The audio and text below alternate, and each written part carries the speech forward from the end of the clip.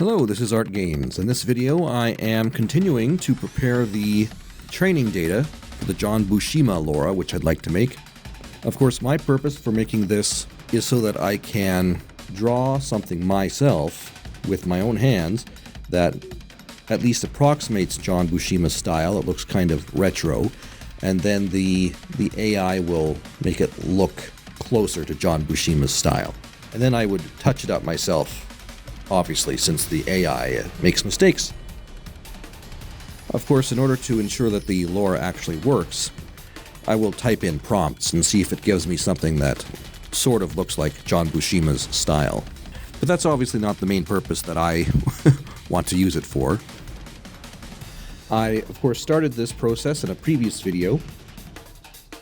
As you can see, what I'm doing is I am laying out the artwork as prettily as possible on a canvas that is 124 by 124. This is a good size for training Loras, they say. The AI likes to work with image sizes that are multiples of 512 pixels. After I lay out the artwork nice and prettily, I then go back and fiddle with the levels so that the whites are actually white and the blacks are actually black. The colors must be pure! I collected so much sample data that I don't think I'll actually end up using it all. I think for the first few attempts, I'll use a fairly small data set, smaller even than I've put together in Photoshop here. And then once I see that I'm getting some good results, I'll expand the data set. I'll make several different versions of this Lora, I presume. I realized partway through this that I should limit the training data to John Buscema images which were inked purely with India ink and don't have any watercolor effects on them. So the Lora will be a pure India ink Buscema style. I could make a watercolor Buscema style later, but the India ink style is nice and I kind of prefer it myself. Some good news, I think I got FluxGym working.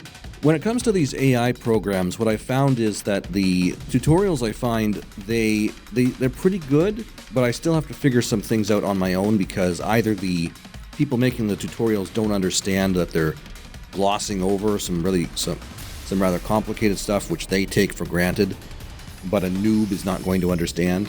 But fortunately, so far I've been able to figure it out.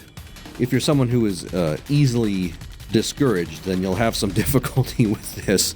But in my experience, after like one or two failures, I eventually figure out how to do it. And usually the problem is because either I wasn't following the instructions closely enough, or the tutorial is out of date.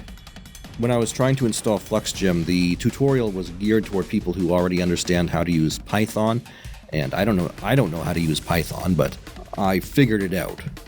I was supposed to activate something called a V environment, and I had no idea how to do that, but I had a vague conception of what to do, and I got it working. Actually, I feel confident enough about it that I think I can actually uninstall the whole program and reinstall it again. It was that easy at the end of the day. I should also make an actual tutorial explaining more in depth what I'm doing in this video. How to use the Photoshop levels and stuff like that. If you want to help me out so that I can continue bringing you content like this, plus tutorials, check out my book, The Screaming Void. If you like John Carpenter's The Thing, or the Alien movies, or The Chronicles of Riddick, you might like it, so check it out. Also, if you want to beat the algorithm, sign up for my Substack. Links are in the description.